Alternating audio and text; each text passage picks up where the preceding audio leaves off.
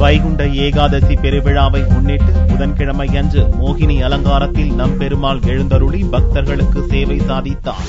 திருச்சி ஸ்ரீரங்கம் அரங்கநாதர் கோவிலில் வைகுண்ட ஏகாதசி திருவிழா கடந்த 22ஆம் தேதி துவங்கியது. அன்று முதல் தினமும் நம்பெருமாள் விதவிதமான அலங்காரத்தில் எழுந்தருளி பக்தர்களுக்கு காட்சியளித்தார். பகல் 10 திருநாளின் நிறைவு நாளான புதன்கிழமை அன்று பெருமாள் மோகினி அலங்காரத்தில் எழுந்தருளி சேவை சாதித்தருளினார். அதிகாலை சிறப்பு அலங்காரத்துடன் மூலஸ்தானத்திலிருந்து புறப்பட்டு அர்ஜுன மண்டபம் வந்த பெருமாளுக்கு மாலை வரை அரையர் சேவை மற்றும் பொதுஜன சேவை நடந்தது. இதைத் தொடர்ந்து இரவு அங்கிருந்து புறப்பட்டு திருக்கொட்டார பிரகாரம் வழியாக வலம் வந்து கருட மண்டபம் வந்தடைவார். பின்னர் ராப்பத்து மற்றும் சொர்க்கவாசல் திறப்பு நாளான வியாழனன்று அதிகாலை 3:45 ரத்தின அங்கி சேவையுடன் மூலஸ்தானத்திலிருந்து புறப்படும் நம்பெருமாள் காலை 5 மணிக்கு பரமபத வாசலை கடந்து செல்கிறார். சொர்க்கவாசல் திறப்பு வைபவத்தில் கலந்து கொள்வதற்காக ஸ்ரீரங்கத்தில் லட்சக்கணக்கானோர் திரண்டுள்ளனர். விழாவை முன்னிட்டு